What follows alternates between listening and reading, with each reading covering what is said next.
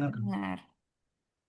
Oke, selamat malam semuanya yang terhormat kepada Ibu Mutiara sebagai dosen pengampu dan rekan-rekan semua. Terima kasih atas kehadirannya dalam forum diskusi kelompok di sesi kedua ini. Kami dari grup 3 AK701. Saya Evidia Nukasitrisno bertugas sebagai moderator sekaligus penyampai kesimpulan pada sesi akhir. Sebelum memulai, perlu saya sampaikan bahwa presentasi ini merupakan hasil kerja dari grup 3 yang terdiri dari 11 anggota. Dan topik yang akan kita bahas malam ini adalah analisis likuiditas, solvabilitas, aktivitas, dan secara berurutan oleh para pemateri dari grup 3. Yang pertama, dan contoh rasio likuiditas oleh Melina Peridotunisa. Tiga, materi dan contoh rasio solvabilitas from Budi Herdian. Yang keempat, materi dan contoh rasio aktivitas oleh Muhammad Ihya Ulumudin. Yang kelima, materi dan contoh rasio profitabilitas oleh Ervi Nur Mubdini. Yang keenam, kita masuk ke studi kasus dan menjelaskan dikit tentang data utama oleh Yohanes Agung Setiawan. Yang selanjutnya ada studi kasus rasio likuiditas oleh Atitar Aliwa Kahfi. Selanjutnya studi kasus rasio solvabilitas. Yang selanjutnya studi kasus rasio aktivitas oleh Fahru Editya Nurmudi. Dan studi kasus rasio profitabilitas oleh Amalini Aulia. Dan terakhir akan ditutup oleh saya sendiri. Baik, kita akan mulai masuk ke pemaparan pertama yang akan disampaikan oleh Lina Kamelia yang akan menjelaskan rasio keuangan serta jenis-jenis rasio keuangan. Kepada Lina dipersilahkan. Terima kasih Kak Melina. Mohon izin Ibu Mutiara dan rekan-rekan semuanya. Di sini saya akan menjelaskan mengenai pendahuluan ya terkait dengan pengertian apa itu rasio keuangan. Menurut Harahap 2015, rasio keuangan adalah alat analisis yang digunakan untuk menilai sejauh mana posisi keuangan dan hasil operasi perusahaan dalam periode tertentu. Dan menurut Subramanian 2014, rasio keuangan merupakan hubungan atau perbandingan antara angka-angka dalam laporan keuangan yang digunakan untuk menilai kinerja dan kondisi keuangan perusahaan. Sedangkan definisi analisis rasio keuangan merupakan kegiatan membandingkan angka-angka yang terdapat dalam laporan keuangan dengan cara membagi satu angka dengan angka lainnya. Nah, di sini rasio itu dihitung dari data yang ada pada neraca, laporan laba rugi maupun laporan arus kas dan digunakan untuk menilai aspek-aspek seperti likuiditas, solvabilitas, aktivitas, dan profitabilitas. Untuk selanjutnya akan dijelaskan mengenai klasifikasi rasio keuangan oleh rekan kami, yaitu Kak Melina. Dipersilahkan. Baik, untuk rasio keuangan yang pertama ini digunakan untuk mengukur kemampuan perusahaan dalam memenuhi kewajiban jangka lancar yang dimiliki. Nah, terdapat 3 jenis rasio likuiditas yang sering digunakan, yaitu current ratio, quick ratio, dan cash ratio. Dari gambar ini kita bisa langsung melihat perbedaan dari ketiga rasio tersebut dengan melihat rumusnya. Langsung saja, next untuk yang pertama yaitu current ratio. Rasio ini digunakan untuk mengukur kemampuan perusahaan dalam memenuhi kewajiban jangka pendeknya dengan membandingkan aset lancar terhadap kewajiban lancar. Nilai idealnya berada pada kisaran 1,5 sampai 2, artinya likuiditas perusahaan tersebut sehat. Nah, rasio di bawah 1 menandakan perusahaan memiliki potensi kesulitan dalam memenuhi kewajiban jangka pendeknya. Untuk contoh sederhananya, sebuah perusahaan memiliki aktiva lancar senilai 500 juta dan kewajiban lancar senilai 250 juta. Diperoleh nilai current ratio sebesar 2. Rasio 2 ini menunjukkan perusahaan memiliki kemampuan yang baik untuk melunasi utang jangka pendeknya, karena setiap Rp1 dari kewajiban lancar dijamin oleh Rp2 aktiva lancar. Next. Kemudian untuk contoh yang kedua yaitu perbandingan dari 3 perusahaan. Diperoleh bahwa nilai current ratio perusahaan PTA 1,3, PTB 0,8, dan PTC 3,1. Dari ketiga perusahaan tersebut, PTA lebih layak dipertimbangkan karena memiliki rasio di atas 1. Sedangkan PTB dan PTC tidak direkomendasikan karena PTB memiliki rasio risiko tinggi karena rasionya di bawah 1, yang berarti kemampuan perusahaan untuk melunasi utang jangka pendeknya ini kurang baik. Sedangkan PTC, meskipun current rasionya sangat tinggi, bisa jadi tidak efisien dalam memanfaatkan asetnya secara optimal untuk menghasilkan keuntungan, karena rasio yang terlalu tinggi ini dapat mengindikasikan adanya dana yang tidak produktif pada aktiva lancar. Next. Selanjutnya, rasio selanjutnya yaitu quick ratio. Nah, rasio ini mengukur kemampuan perusahaan untuk melunasi kewajiban jangka pendek dengan menggunakan aset yang paling liquid, yaitu aset lancar dikurangi dengan aset yang dianggap kurang liquid seperti persediaan dan beban dibayar di muka. Rasio ini memiliki gambaran yang lebih ketat dan konservatif dibandingkan current ratio. Rasio 1 umumnya dianggap ideal pada rasio ini, yang artinya perusahaan memiliki aset sangat liquid yang setara dengan kewajiban jangka pendeknya.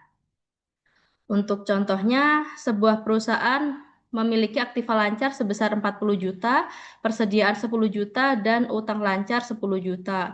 Diperoleh quick ratio sebesar 3,0. Nah, karena hasil penghitungan quick ratio ini lebih dari 1, berarti perusahaan memiliki kemampuan yang baik dalam memenuhi kewajiban jangka pendeknya. Namun, perlu diwaspadai jika ternyata nilai quick ratio ini lebih dari 3,0, karena bukan berarti tingkat likuiditas perusahaan ini sedang baik. Bisa jadi karena kas perusahaan tidak dialokasikan secara produktif atau jumlah piutang perusahaan tersebut tinggi. Next. Rasio likuiditas yang terakhir yaitu cash ratio. Rasio ini mengukur kemampuan perusahaan dalam melunasi kewajiban jangka pendeknya hanya dengan kas dan setara kas.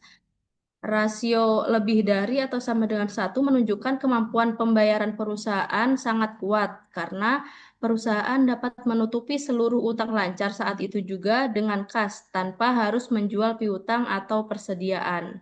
Untuk contohnya yaitu PTD memiliki kas sebesar 320 juta dan kewajiban lancarnya 400 juta.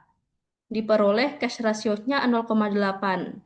Nah, nilai 0,8 ini berarti setiap 1 rupiah utang lancar, perusahaan hanya memiliki 0,8 rupiah kas atau setara kas. Artinya perusahaan cukup liquid, tetapi belum sepenuhnya mampu melunasi seluruh kewajiban jangka pendeknya hanya dengan kas yang tersedia. Materi selanjutnya yaitu solvabilitas yang akan disampaikan oleh rekan saya. Silakan. Baik, tadi kita sudah bahas rasio untuk jangka pendek. Gimana kalau jangka panjang? Teman-teman pernah nggak sih pilih-pilih saham, kemudian nemuin perusahaan yang labanya besar? Dalam hati, wah, paten juga nih saham. Nah, namun setelah dicek laporan keuangannya, utang perusahaan terlampau sangat besar. Maka kita pasti ragu dong, ini kalau invest jangka panjang gimana ya? Perusahaan ini sehat nggak sih? Nah, rasio yang berguna untuk menjawab ini adalah rasio solvabilitas ya teman-teman. Rasio solvabilitas itu mengukur kemampuan perusahaan untuk memenuhi kewajiban jangka panjangnya, serta menunjukkan struktur keuangan dan risiko penggunaan utang. Rasio ini ada 3, yaitu debt to asset ratio dengan rumus total utang dibagi total aset, debt to equity ratio dengan rumus total utang dibagi total ekuitas, dan yang terakhir yaitu time interest earned, yaitu laba operasi dibagi beban bunga untuk rumusnya. Mungkin kita lanjut ke pembahasan debt to asset ratio ya teman-teman. Jadi rasio ini menunjukkan seberapa besar ketergantungan perusahaan terhadap pendanaan eksternal yang secara langsung mencerminkan resiko kebangkrutan atau kesulitan keuangan jangka panjang. Implikasinya, DAR yang rendah, jadi semakin rendah maka dianggap lebih sehat dan stabil ya, karena mayoritas aset didanai oleh modal sendiri. Ini ada contohnya ya. Jadi ada PTE ini memiliki total utang sebesar 600 juta dan total aset sebesar 1,2 miliar. Seperti yang kita tahu tadi, total utang dibagi total aset adalah rumus dari debt to asset ratio dan DAR-nya itu 0,5 ya. Jadi ini lumayan sehat lah ya. Dia tidak di bawah 0,5 tapi tidak di atas 0,5 juga ya. Jadi sebanyak 50% intinya ya interpretasinya perusahaan itu dibiayai oleh utang, sedangkan sisanya oleh modal sendiri. Oke, kita lanjut ke yang selanjutnya yaitu debt to equity ratio. Tadi aset, sekarang ekuitas. Rasio ini menunjukkan seberapa besar aset perusahaan didanai oleh utang dibandingkan dengan modal sendiri, sehingga mencerminkan tingkat leverage dan risiko keuangan. Implikasinya sama seperti debt to asset ratio ya, semakin rendah maka akan semakin baik. Perusahaan dianggap sehat jika DER-nya itu rendah. Nah, di contoh ini kita boleh lihat ya, PTG ini melaporkan total utang sebesar 900 juta dan ekuitasnya 600 juta. Kemudian ditambah lagi perusahaan menambah pinjaman baru 300 juta, berarti total utangnya kan 1,2 M ya. Kemudian total ekuitasnya 600 juta dan maka DER-nya itu 2 dan ini sangat tinggi banget ya. Ini kalau mau investasi, kalau mau hidup seperti Larry boleh silahkan investasi ke perusahaan seperti ini ya. Karena ini tinggi banget resiko keuangannya ya. Seperti itu. Kemudian kita lanjut ke yang terakhir ya, yaitu rasio time interest earn, yaitu rasio solvabilitas yang mengukur kemampuan perusahaan untuk membayar seluruh beban bunga utangnya menggunakan laba operasional. Rasio ini dihitung dengan membagi laba sebelum bunga dan pajak dengan bunga. Dan hasilnya menunjukkan berapa kali lipat perusahaan mampu menutupi kewajiban bunga tersebut.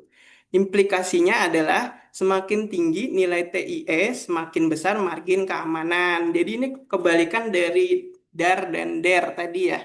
Ini semakin tinggi, maka semakin sehat. Seperti itu. Ini ada contohnya ya. PTH punya keuntungan ya sebelum bunga dan pajak yaitu 750 juta. Kemudian ada beban 120 juta dan 80 juta. Maka perhitungannya itu 3,75 TIE-nya. Maka ini lumayan oke lah ya. Karena dia mampu membayar bunga sebanyak 3,75 kali dari laba operasionalnya. Berikut rasio solvabilitas mungkin boleh dilanjutkan oleh Mas Ihye untuk Siap, aktivitas. siap. Terima kasih atas kesempatannya, Mas. Selanjutnya akan kita bahas yaitu rasio aktivitas. Rasio aktivitas ini adalah sebuah rasio atau ukuran yang digunakan untuk melihat seberapa efektif perusahaan memanfaatkan aset yang dimiliki untuk menghasilkan penjualan. Artinya, rasio ini membantu kita memahami apakah aset perusahaan sudah bekerja dengan optimal atau masih belum dimanfaatkan secara maksimal. Pada kesempatan kali ini akan ada 3 rasio yang akan kita bahas, yaitu ada inventory turnover, ada receivable turnover, dan total asset turnover. Baik, next, Kak. Kita masuk ke contoh kasus yang pertama, yaitu contoh kasus untuk inventory turnover. Sebelumnya saya akan mencoba menjelaskan sedikit apa itu inventory turnover. Jadi, rasio inventory turnover ini mengukur seberapa sering perusahaan berhasil menjual dan mengganti seluruh persediaannya dalam satu periode waktu tertentu. Rasio yang tinggi menunjukkan penjualan yang kuat, pengelolaan stok yang efisien, serta rendahnya biaya penyimpan dan risiko keusangan produk. Sebaliknya, rasio yang rendah menandakan adanya masalah seperti lemahnya permintaan pasar atau kelebihan stok yang dapat menyebabkan modal perusahaan tertahan dalam bentuk persediaan, tidak bergerak, dan meningkatkan potensi kerugian. Kita masuk ke contoh kasus, yaitu di sini ada PTD melaporkan nilai HPP sebesar 4,8 miliar selama 1 tahun. Persediaan awal Oke. perusahaan sebesar 600 juta, dan pada akhir tahun persediaan akhir tercatat sebesar 400 juta. Untuk rumusnya sendiri, untuk menghitung inventory turnover adalah harga pokok penjualan dibagi dengan rata-rata persediaan. Menghasilkan inventory turnover pada tahun terkait, yaitu sebesar 9,6. Artinya, inventory turnover sebesar 9,6 berarti perusahaan mampu menjual dan mengganti seluruh persediaannya sebanyak hampir 10 kali dalam 1 tahun atau 1 periode. Hal ini menunjukkan bahwa PTD memiliki tingkat penjualan yang baik serta pengelolaan persediaan yang efisien. Rasio yang tinggi juga menghasilkan rendahnya risiko keusangan, barang, dan biaya penyimpanan yang lebih terkendali. Lanjut, Kak. Selanjutnya, receivable turnover. Receivable turnover ini mengukur seberapa efektif perusahaan dalam menagih dan mengkonversi maksud saya mengkonversi piutang usaha menjadi uang tunai dalam periode tertentu. Jadi, rasio yang tinggi menunjukkan bahwa perusahaan memiliki kebijakan kredit yang ketat dan proses penagihan yang efisien, sehingga dana yang ada pada pembeli itu cepat kembali dan risiko piutang tak tertagih menjadi rendah. Kemudian untuk contohnya ada PTD melaporkan penjualan kredit sebesar 6 miliar selama 1 tahun. Saldo piutang awal tahun tercatat sebesar 800 juta, sedangkan saldo piutang akhir tahun sebesar 1 miliar. Untuk rumusnya, yaitu penjualan kredit dibagi dengan rata-rata piutang. Untuk receivable turnover ini tidak semua penjualan dimasukkan yang teman-teman. Jadi hanya penjualan secara kredit saja. Untuk penjualan secara tunai tidak perlu dimasukkan atau tidak perlu dihitung dalam rumus ini. Jadi untuk receivable turnover-nya 6 miliar dibagi dengan 900 juta, menghasilkan 6,67 kali. Ini berarti perusahaan mampu menagih dan mengkonversi piutang menjadi kas sekitar 6 sampai 7 kali dalam 1 tahun. Hal ini menunjukkan bahwa PTD memiliki kebijakan kredit dan sistem penagihan yang cukup efisien, sehingga arus kas lancar dan risiko piutang tak tertagih menjadi rendah. Selanjutnya, untuk rasio yang terakhir yaitu total aset turnover. Rasio ini mengukur efisiensi perusahaan dalam menggunakan total asetnya untuk menghasilkan penjualan bersih dalam 1 periode. Rasio yang tinggi menunjukkan bahwa perusahaan efisien dan produktif dalam memanfaatkan setiap rupiah asetnya untuk menghasilkan pendapatan. Untuk contohnya ada perusahaan D, dia memiliki penjualan bersih sebesar 12 miliar, kemudian total aset pada awal tahun itu sebesar 5 miliar, dan total aset pada akhir tahun sebesar 7 miliar. Untuk menghitung total aset turnover, rumusnya yaitu penjualan bersih dibagi dengan rata-rata total aset. Berarti 12 miliar dibagi dengan 6 miliar, sehingga rasio total aset turnover sebesar 2 kali. Berarti setiap 1 rupiah aset yang dimiliki oleh perusahaan mampu mengenerate 2 rupiah penjualan bersih dalam 1 tahun. Hal ini menunjukkan bahwa PTD cukup efisien dalam memanfaatkan total asetnya untuk menghasilkan pendapatan. Rasio ini mengindikasikan kinerja operasional yang baik, di mana aset digunakan secara produktif untuk mendukung kegiatan usaha. Selanjutnya akan dijelaskan oleh Kak Evi. Pada Kak Evi, dipersilakan. Terima kasih. Selanjutnya saya akan menjelaskan mengenai rasio profitabilitas. Rasio ini mengukur kemampuan perusahaan untuk menghasilkan keuntungan relatif terhadap faktor-faktor seperti penjualan, aset, dan ekuitas. Rasio yang biasa digunakan itu ialah ada gross profit margin, net profit margin, return on investment, dan return on equity. Selanjutnya, gross profit margin adalah rasio untuk mengukur kemampuan perusahaan dalam menghasilkan laba kotor dari penjualan bersihnya setelah dikurangi harga pokok penjualan dalam suatu periode akuntansi. Rasio ini diperoleh dengan membagi laba kotor dengan penjualan bersih, dan rasio yang tinggi ini menunjukkan bahwa perusahaan efisien dalam mengelola biaya produksinya dan mampu mempertahankan margin keuntungan yang baik yang mampu menjadi indikator kinerja keuangan dan daya saing yang kuat.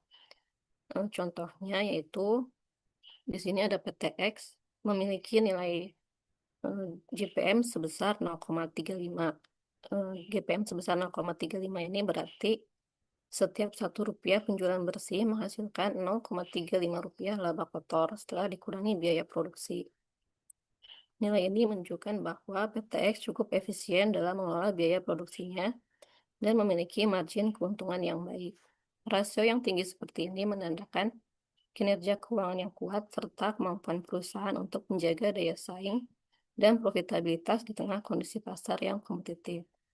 Selanjutnya,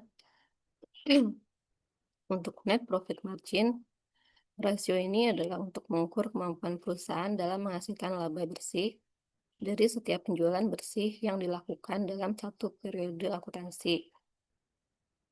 Dan rasio ini diperoleh dengan membagi laba bersih dengan penjualan bersih. Nah, rasio yang tinggi menunjukkan bahwa perusahaan efisien dalam mengelola seluruh biaya operasional, beban bunga, dan pajak, sehingga mampu menghasilkan laba yang besar dari penjualannya.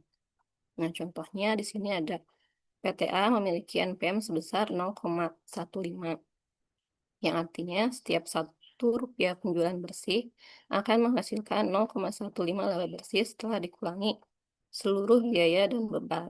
Hal ini menunjukkan bahwa PTA cukup efisien dalam mengelola seluruh biayanya, termasuk biaya operasional, bunga, dan pajak.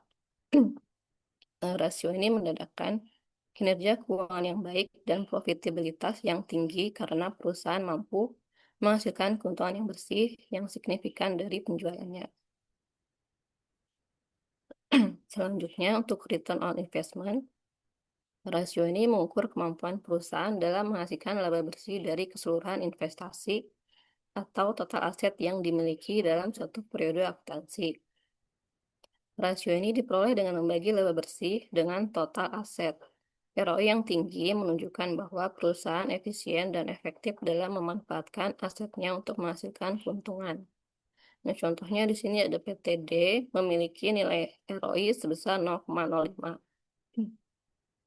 ROI sebesar 0,05 ini menunjukkan bahwa setiap Rp1 aset perusahaan hanya menghasilkan 0,05 laba bersih dalam 1 tahun. Dan nilai ini tergolong rendah, yang berarti perusahaan kurang efisien dalam memanfaatkan asetnya untuk menciptakan laba. Selanjutnya, return on equity. Rasio ini mengukur kemampuan perusahaan dalam menghasilkan laba bersih dari ekuitas yang diinvestasikan oleh pemegang saham dalam suatu periode akuntansi. Rasio ini diperoleh dengan membagi laba bersih dengan total ekuitas. ROI yang tinggi menunjukkan bahwa perusahaan efisien dalam mengelola modal pemegang saham untuk menghasilkan laba, mencerminkan kinerja keuangan yang baik, dan daya tarik investasi yang tinggi. Sebaliknya, ROI yang rendah akan menandakan efisiensi penggunaan modal yang kurang optimal atau penurunan laba. Nah, contohnya di sini nilai ROI untuk PTB sebesar 0,2, yang artinya setiap Rp1 modal pemegang saham menghasilkan 0,2 laba bersih dalam 1 tahun. Dan nilai ini tergolong tinggi, menunjukkan bahwa PTB efisien dalam mengelola modal pemegang saham untuk menghasilkan keuntungan. Rasio ini mencerminkan kinerja keuangan yang baik, serta daya tarik investasi yang tinggi karena perusahaan mampu memberikan tingkat pengembalian yang kompetitif kepada investornya. Baik, selanjutnya untuk studi kasus akan dijelaskan oleh rekan saya. Terima kasih. Baik, teman-teman. Selanjutnya kita akan masuk kepada studi kasus.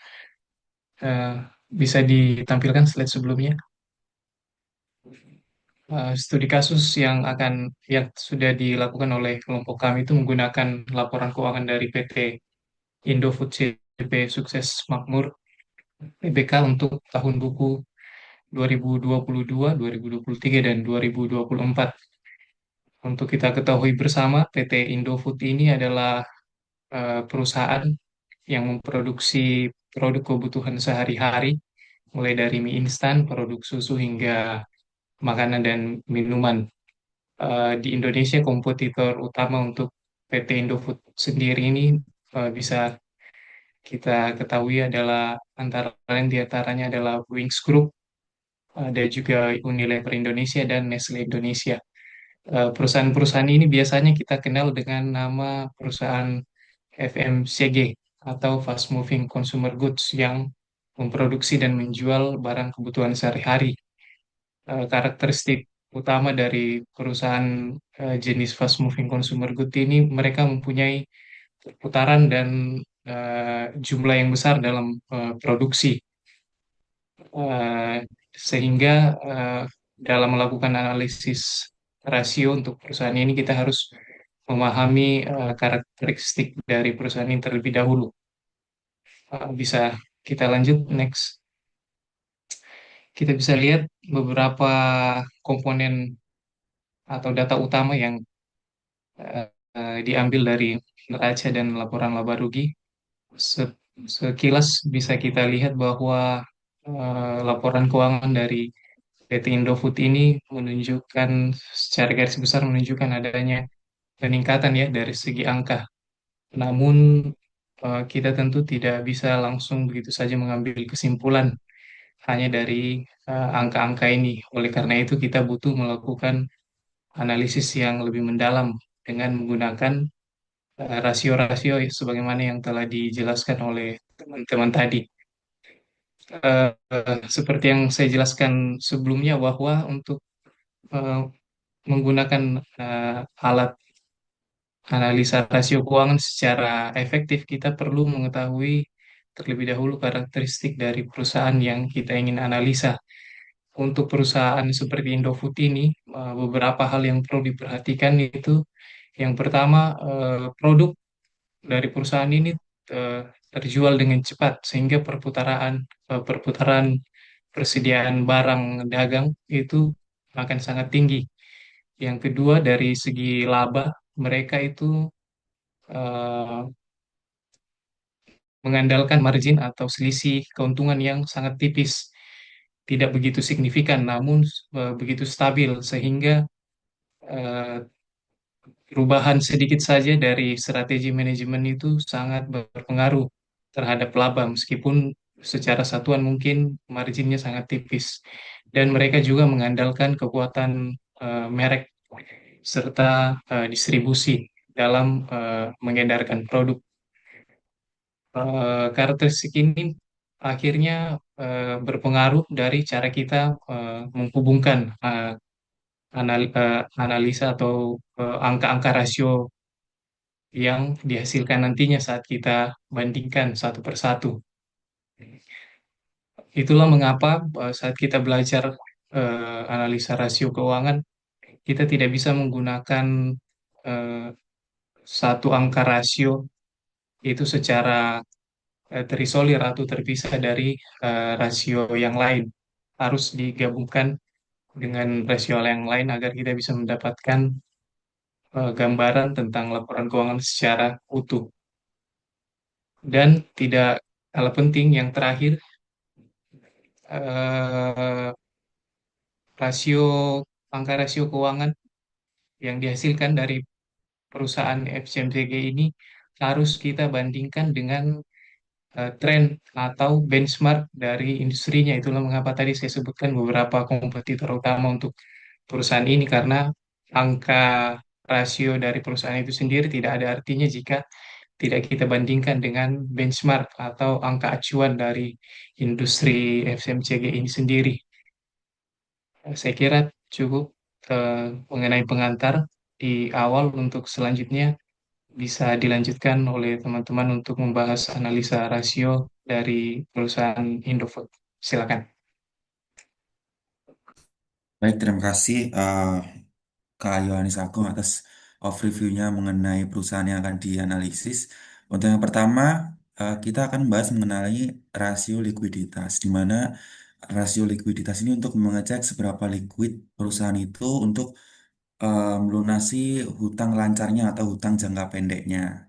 Seperti tadi yang dijelaskan bahwa perusahaan ini itu kan perusahaan fast moving consumer goods ya, yang mana inventorinya muternya cepat, persediaannya banyak, otomatis kasnya juga besar untuk memenuhi biaya operasional perusahaan. Sehingga apabila kita lihat di sini, kita mulai dari current rasionya saja itu ada di angka 3 lebih ya.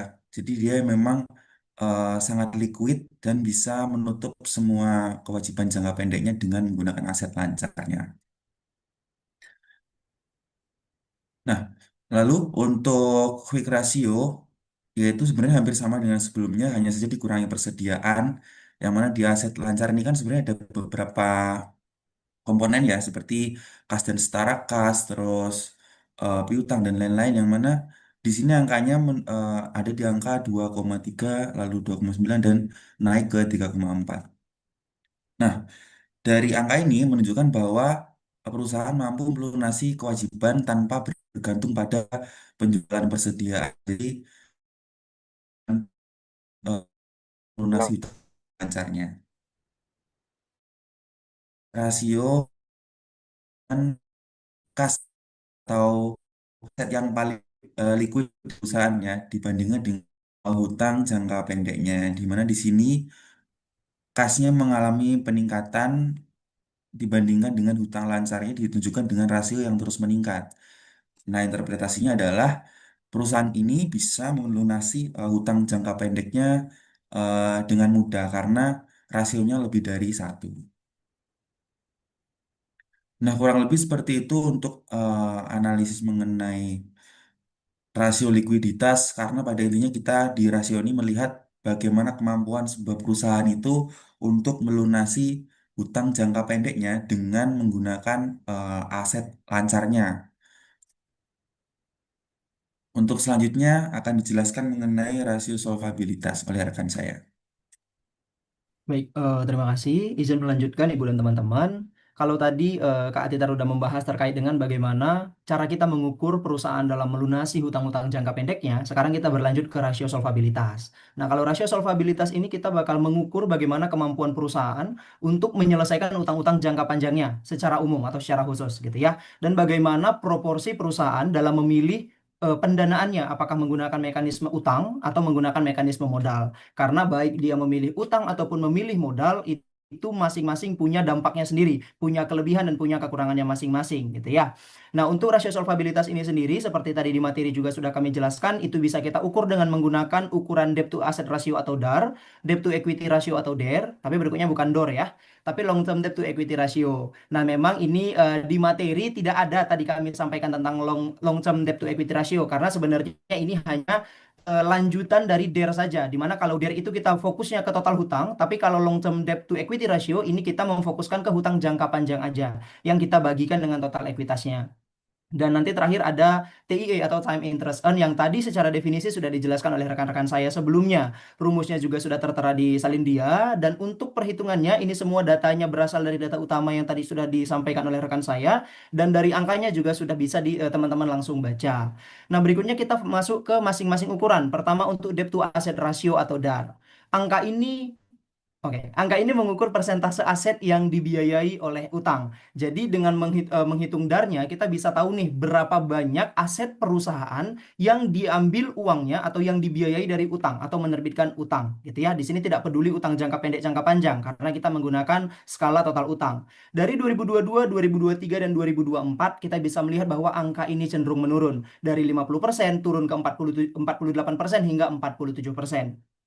Nilai DAR yang semakin menurun ini teman-teman artinya bahwa perusahaan ini pendanaannya semakin sehat. Kenapa? Karena seperti tadi saya bilang, kalau perusahaan ini terlalu banyak utangnya, ini akan beresiko ke satu gagal bayar, gitu ya. Jadi dengan adanya peningkatan aset yang tidak dibarengi dengan peningkatan utang yang cenderung signifikan, gitu, artinya asetnya meningkat tapi tidak sejalan dengan peningkatan total utangnya. Ini artinya bahwa ada peningkatan aset yang tidak berasal dari utang. Berarti perusahaan menggunakan modalnya sendiri untuk membeli aset tersebut, untuk melakukan bisa jadi ekspansi bisnis dan lain sebagainya gitu ya. Ini akan membuat perusahaan ini semakin sehat secara keuangan. Lanjut.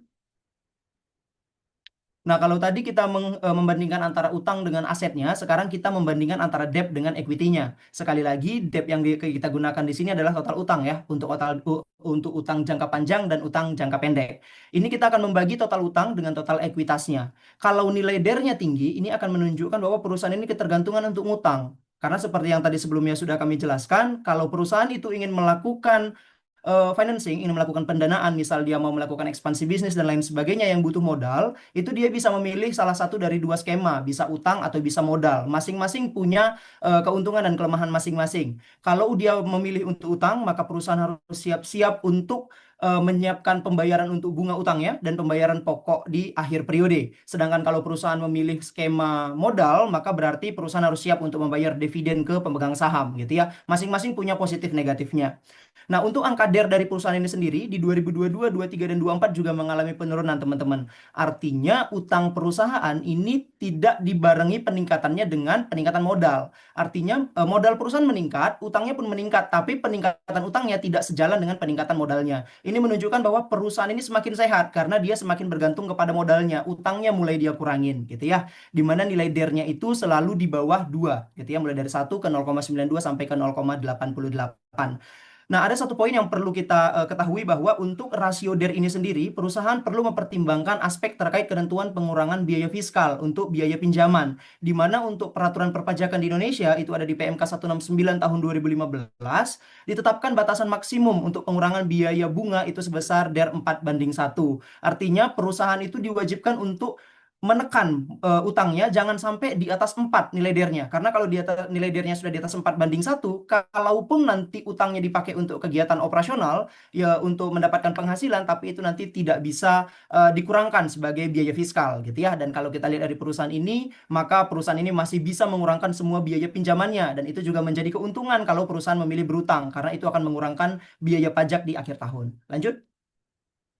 Nah, berikutnya ke long term debt to equity ratio. Kalau ini kita sudah memfokuskan lagi ke utang jangka panjang, di mana angka ini hanya akan melihat bagaimana struktur modal perusahaan untuk melunasi utang jangka panjangnya. Kalau tadi menggunakan total utang saja pun perusahaan ini masih sangat sehat, apalagi kita hanya melihat ke utang jangka panjang saja, gitu ya. Ini sudah pasti jauh di bawah 1. Ini menunjukkan adanya penurunan rasio dari long term debt to equity ratio ini, menunjukkan bahwa modal perusahaan ini juga semakin sehat, karena memang bisalah perusahaan ini memaintain gitu, utangnya tidak terlalu banyak dan menguatkan modalnya juga gitu ya. Lanjut.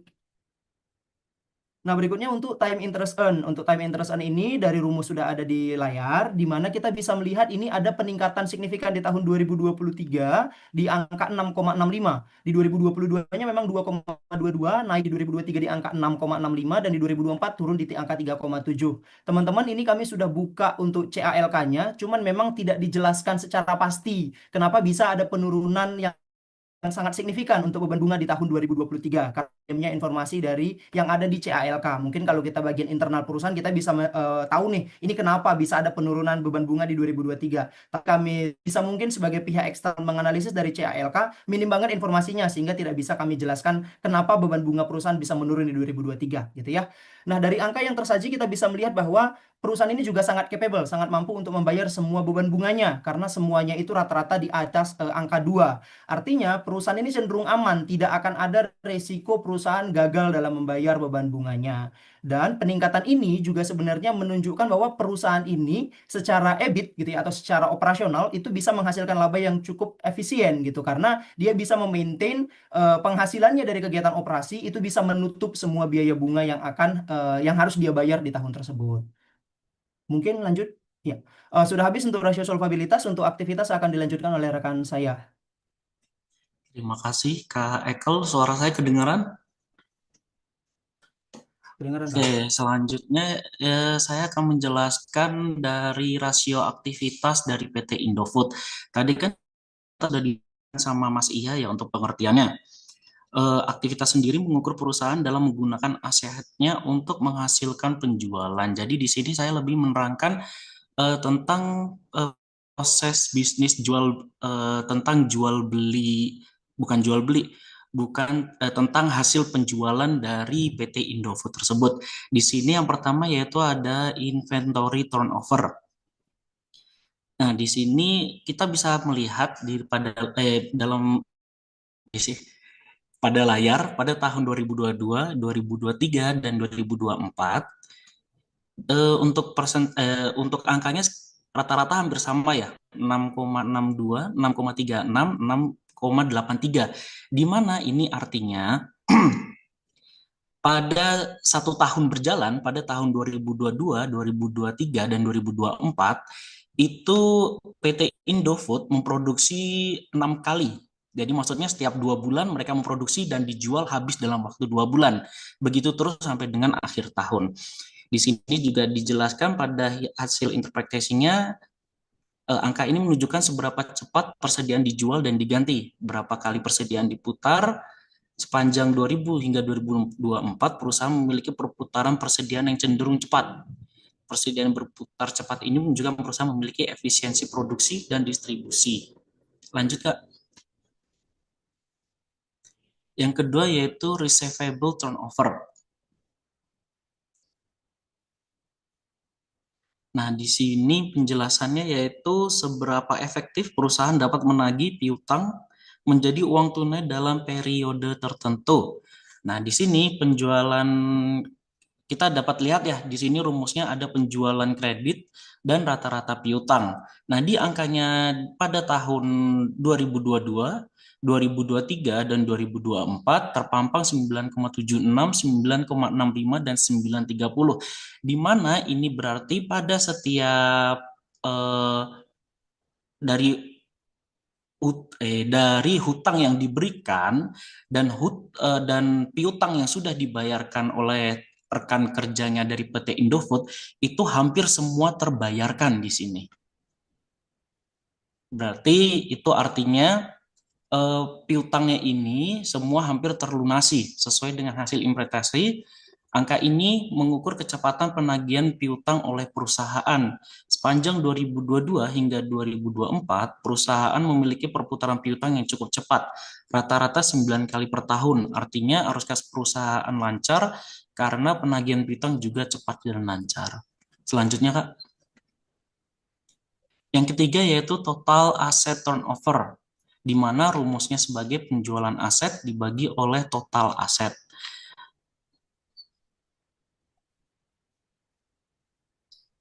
Nah, di sini angkanya kecil ya kalau kita lihat 0,56, 0,57 dan 0,58. Di sini untuk angka terbaiknya sebenarnya yaitu kalau bisa dibilang pengen yang paling bagus banget seperti yang dibilang Mas Budi tadi itu sebenarnya bisa diangkat 0,00 tapi itu kayaknya tidak mungkin.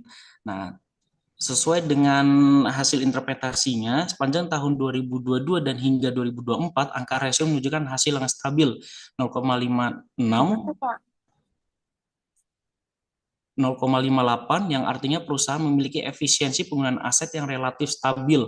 Aset perusahaan digunakan optimal untuk menghasilkan penjualan. Lanjut, Kak. Working capital turnover yang terakhir, yaitu angka ini mirip dengan total asset turnover ratio, namun angka ini hanya fokus ke modal kerja saja, current asset dikurangi current liability. Artinya rasio ini mengukur bagaimana efektivitas modal dalam menghasilkan penjualan. Angka rasio ini menurun sepanjang 2022 hingga 2024 yang artinya modal kerja tumbuh lebih cepat dibandingkan penjualan, sehingga sebagian aset belum dimanfaatkan secara maksimal untuk menghasilkan sales. Sepanjang 2022 hingga 2024, aset lancar, kas setara kas, persediaan, dan piutang meningkat. Sehingga rasio ini menurun nilainya. Tapi hal ini tidak berisiko karena peningkatan aset lancar mungkin dilakukan untuk menjaga likuiditas perusahaannya. Selanjutnya akan diterangkan oleh teman saya. Baik, terima kasih Mas Fahrul.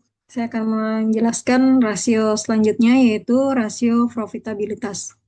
Seperti yang sudah kita bahas tadi sebelumnya, rasio profitabilitas adalah rasio yang mengukur kemampuan perusahaan untuk menghasilkan keuntungan dari pendapatan, aset, atau aktivitas lainnya.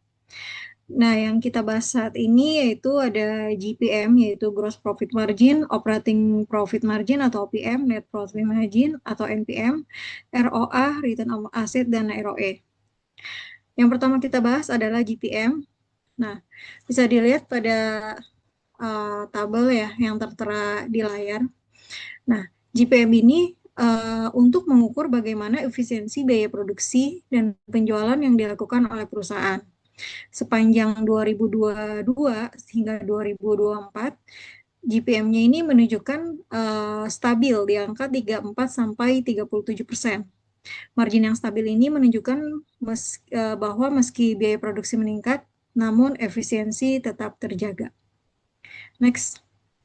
Selanjutnya yang kita bahas adalah OPM, yaitu Operating Profit Margin. Bisa dilihat di tabel ya, Ini pertumbuhannya dari 2022 sampai 2024 stabil di angka 20 sampai 22%. Angka ini menggambarkan kemampuan operasi utama perusahaan dalam menghasilkan laba. Angka yang stabil ini menunjukkan kendali kuat perusahaan dalam menjaga biaya produksi, overhead, dan distribusi. Angka ini juga sangat baik jika dibandingkan dengan rata-rata UPM di sektor consumer good Indonesia, yaitu yang rata-rata di 10 sampai 12%. Yang selanjutnya kita bahas adalah NPM. Next. Nah, NPM ini menunjukkan presentasi laba bersih yang diterima perusahaan dari setiap penjualan. Bisa dilihat dari tabel, angka NPM-nya terus meningkat dari 2022 hingga 2024 dari 9 dan 12%. Artinya menunjukkan profitabilitas bersih perusahaan meningkat, yang artinya perusahaan berhasil menjaga efisiensi beban operasional dengan baik. Selanjutnya yang kita bahas adalah ROA atau Return on Asset. Angka ini mengukur bagaimana efisiensi penggunaan aset yang dilakukan oleh perusahaan dalam menghasilkan laba. Nah, bisa dilihat di tabel sepanjang dari 2022 sampai 2024, ROA perusahaan meningkat dari 5 hingga ke 7%. Artinya, efektivitas penggunaan aset dalam menghasilkan laba oleh perusahaan meningkat sepanjang 2022 sampai 2024. Dan selanjutnya akan kita bahas mengenai ROE, yaitu Return on Equity. Angka ini menunjukkan tingkat pengembalian bagi pemegang saham. Nah, dari 2022 sampai 2024, ini angkanya juga cukup stabil ya, di angka 10 hingga 14%. Artinya, perusahaan konsisten memberikan imbal hasil yang tinggi bagi pemegang saham sepanjang 2022 sampai 2024. Nah, selanjutnya akan disampaikan oleh Teh Evi ya. Silakan Kak Evi. Baik, selanjutnya saya akan menyampaikan kesimpulan umum dan dari rangkaian materi dan studi kasus yang telah dibahas sebelumnya. Pertama ada analisis likuiditas, di mana Indofood terus meningkat dari 2022 hingga 2024. Jadi hasil dari menjaga kas dan aset lancar dalam kondisi sangat sehat dan mampu memenuhi kewajiban jangka pendek tanpa kesulitan. Dan selanjutnya berdasarkan analisis solvabilitas, Indofood memiliki struktur modal yang konservatif dengan rasio utang yang terus menurun. Dan ini menandakan risiko finansial rendah dan kemampuan perusahaan membayar utang jangka panjang tetap kuat. Next. Berdasarkan analisis aktivitas, Indofood menunjukkan kinerja operasional efisien dan stabil, dan berhasil menjaga rotasi aset, piutang, dan persediaan dengan baik, mencerminkan pengelolaan modal kerja yang efektif. Dan terakhir, berdasarkan analisis profitabilitas, Indofood terus stabil dan kuat, dan berhasil menjaga efisiensi biaya dan memaksimalkan penjualan sepanjang 2022 hingga 2024, serta berhasil menjaga laba bersih yang meningkat sepanjang tahun tersebut. Dan secara kesimpulan utamanya, Indofood memiliki kinerja keuangan yang sangat sehat, risiko keuangan rendah, operasi efisien, dan profitabilitas kuat sepanjang 2022 hingga 2024. Baik, terima kasih kepada seluruh pemateri atas pemaparan dan dengan berakhirnya sesi presentasi, kini kita memasuki sesi diskusi dan tanya jawab. Baik, terima kasih. Selamat malam semuanya. Apakah terdengar? Terdengar, Mbak.